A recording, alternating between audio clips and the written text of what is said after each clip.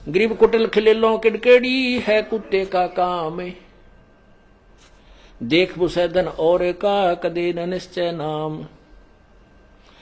गृहपति भरता के ना उठा ये भ्रम कर्म की सूले, आन उपासी जलत हैं पड़े युगन युगन भूल। जैसे जो सच्चा भक्त होता है उसने एक परमात्मा के नाम को स्वीकार कर लिया, ज्ञान ग्रहण कर लिया, तो वो फिर बाद में शंका नहीं करता अपने गुरुदेव के किसी भी क्रिया में, तो वो भक्त है। पतिभरता उठे पतिभरता के ना उठे ये भरम कर्म की सूल, यानी उसके अंदर ये कांटा सा नहीं चुभता कि ऐसा नहीं करना चाहिए था, गुरुजी ने ऐसा कैसे कह दिया, ऐसा नहीं हो सकता, ये नहीं करना चाहिए था, ऐसा हो गया, फलान हो गया। कहते वो पतिव्रता यानी वो भक्त नहीं है। पतिव्रता के उठे नहीं इस कर्म भ्रम की भूल, जो कर्म किया जा रहा है सतगुरु जो कह रहे हैं उसमें भ्रम पैदा करता है, उसमें अविश्वास करता है, वो दुष्ट आत्मा है। चाहे कितनी दान कर कितनी भक्ति कर रहा है, नथिंग है उसके पास। जैसे काल उदाहरण दिया था आपको, भगवान की किसी भी क्रिया में हमें विश्वास नहीं होना चाहिए, तभी हम सफल हो सकते हैं।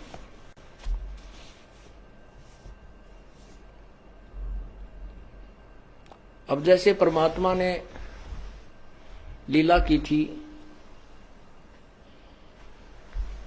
एक गणिका को एक बेटी थी जो वैसा प्रसिद्ध थी, लेकिन बाद में वो अपने कर्म धर्म को सुधार चुकी थी, प्रभु के चरणों में अधिक लगती थी, क्योंकि जिसने अपने पाप पिछले दिखते हैं वो ज्यादा निकट आता संतों के, और वो नकली भक्तों को सुहाई नहीं। गुरु जी ऐसे नहीं करना चाहिए, गुरु जी ने यहां नहीं बिठानी थी, ये वह लड़की बदनाम है, संगत बदनाम हो जाएगी, आश्रम बदनाम हो जाएगा, ऐसा नहीं करना चाहिए। तो ये शिक्षा जो हम देते हैं गुरु जी के, तो हम दुष्ट आत्मा हैं। संत की क्रिया को यदि हम समझ जाएं तो फिर हम मन संत हो गए, फिर यहां स्टूडेंट बनकर बैठने की क्या जरूरत है तुम्हारी। पुण्यात्माओं, जो भी आप बुद्धिमान ये हो जाओगे, नहीं हो तो धीरे धीरे परमात्मा बहुत झटके देगा, तो हम तभी वहां पार होंगे। कहते हैं कच्चा हीरा कर्च हो और नहीं सह घन भार, ऐसा यो मन हो रहा वहां लेखा ले दर करतार। हीरे को परखने की एक सिंपल एक विधि है, उसको ऐरन पर रख देते हैं, नीचे लोहे के प्लेट पर बहुत बड़ी भार है, एक मूसल सा होता है, और ऊपर से उसके घंट ठोकते हैं। यदि वो खरोंच हो जाती है उस हीरे के, तो वो कच्चा हीरा एक आनेगा नहीं, और वो जौका क्यों है, उसके निशान भी नहीं बनता है, तो वो पक्का हीरा है, उसी की कीमत है।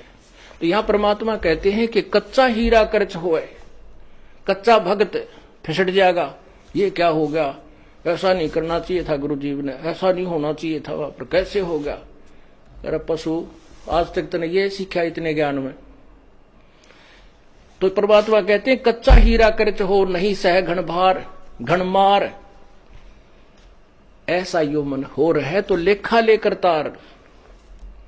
पक्का हीरा बनोगे तो कीमत है, कच्चे की कितनी। और परमात्मा कहते शीश तुम्हारा जाएगा कर सतगुरु को दान, मेरा मेरी छोड़ दे यूं ही गयो मैदान। शीश तुम्हारा जाएगा, और सिर के साटे हरी मिले तो भी सस्ता जान। हम छोटी से नुकसान को रोने लग जाते हैं। जो परमात्मा लास्ट में कहते हैं, जिस तरह सिर दे के भी भगवान मिलता हो, तुझे गुरु संत सदगुरु मिलता हो, तो इन्होंने सोच ले कुछ भी ना गया, क्योंकि कोट शीश तन दे लिए यमराजा की भेंट, और एक शीश देकर देख ले अपने सतगुरु जी की भेंट। कोट शीश तन दे लिए यमराजा की फेंट, ये तो धकेतले है, और एक शीश देकर देख ले सतगुरु अपने की भेंट। भेंट होती सब इच्छा से देना, और फेंट है झटके में, कोई फटकारा मार के, कोई झटका दे के, कोई किसी प्रकार खत्म कर देना। कहते एक शीश दे, शीश कैसे देना है, सिर सौंप्या गुरुदेव को सफल होया यो शीश, नतानंद इस शीश पर आप बसे जगदीश। शीश कैसे देना है, गुरु जी की आज्ञा का पालन करना है। गुरुजी कहेंगे शराब मत पी, बीड़ी मत पी, मांस ना खा, चोरी मत कर, ठगी ना कर, और ये साधनाएं मत करना। तो हमने उनकी प्रत्येक आज्ञा का पालन करना चाहिए, चाहे हमने वो ऐसा लगे कि ये ठीक नहीं है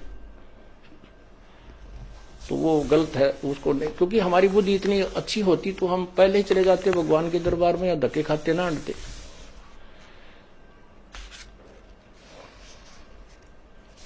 तो इस प्रकार हमने साधना को सच्चे दिल से करना है। अब सिर कैसे सौंपना होता है। एक शिष्य के 4-5 शिष्य थे, एक गुरु के 4-5 शिष्य थे, आश्रम में ही रहते थे। उन सबको शिक्षा दिया करते थे, भाई गुरु के वचन की अवहेलना नहीं करनी चाहिए। गुरु शिरोधार्य होता है, उसके प्रति किसी अपवचन भी हमने नहीं सुनने चाहिए, ना कहने चाहिए, ना बोलने चाहिए, ना सोचने भी नहीं चाहिए। एक दिन गुरुदेव ने कहा कि भाई आ जाओ बच्चों, बैठो मेरे पास। पहले तो शिक्षा दी कि भाई गुरु परमात्मा से भी बढ़कर माना गया है और गुरु को भगवान समझकर ही उसकी आदेश का पालन और उसके साथ रहना होता है, जिससे हम सफल हो सकते हैं। क्योंकि यदि हमारे सामने गुरुजी भगवान आ जाए तो क्या हम उसके साथ दुर्व्यवहार कर सकते हैं? क्या हम उसकी आज्ञा का अवहेलना कर सकते हैं? नहीं जी, नहीं जी, नहीं, कभी नहीं कर सकते। अच्छा ठीक है। क्या हम गुरु भगवान को किसी ऐसी पीड़ा दे सकते हैं जो हमें,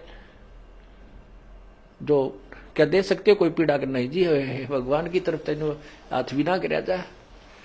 तो कुछ देर के बाद वो गुरु जी कहता भी मेरी आज्ञा है कि तुम 5-5 जूते मेरे सिर में लगाओ। आप सभी 5-5 जूते निकालो अपने और मेरे सिर में मारो। अब सब स्तब्ध हो गए, क्योंकि एक तरफ तो गुरु भगवान होता है, दूसरी तरफ उसकी आज्ञा का पालन, वो भी उल्लंघन। अगर नहीं मारेंगे तो तब एक भक्त ने काफी देर के बाद अपना जूता निकाला और गुरुजी के चरणों के निकट जाकर के अपने सिर में 5 मारे। संत जी ने कहा बेटा डांडी मत मारे, तेरे सिर में नहीं कहा, मैंने मेरे सिर में कहा है। तब उसने कहा गुरुदेव ये दास का शीश भी तो आप ही का तो है, आपके शीश पे मार रहा हूं। तब उसको सीने से लगा लिया। धन्य है बेटा, बुद्धि भी चाहिए थोड़ी सी भक्ति मार्ग में। अकलबंद एक घना, बिना अकल क्या लख। तो ऐसे परमात्मा कहते सिर सौंपया गुरुदेव को, सफल हुआ यो शीश। संत जी कह रहे हैं और नित्यानंद इस शीश पे आप बसे जगदीशी। मारा रहा नहीं उसका है, इसने मारो चाहे छोड़ो, रखो चाहे खत्म करो, तो काल भी अड़प लेगा किसी दिन। भगवान लेगा तो ठीक ठिकाने तो रखेगा, मनुष्य जन्म दे देगा तो किरा कित गधा बना के छोड़ देगा। इसलिए हमने अपने परमपिता पर पूर्ण विश्वास रखना चाहिए। पतिव्रता के ना उठे ये ब्रह्म कर्म की सूल, आन उपासी जलत हैं या पड़ी जुगन जुगन भूल। और उपासना करते हैं, या युगा युगा की भूल पड़ी हुई है।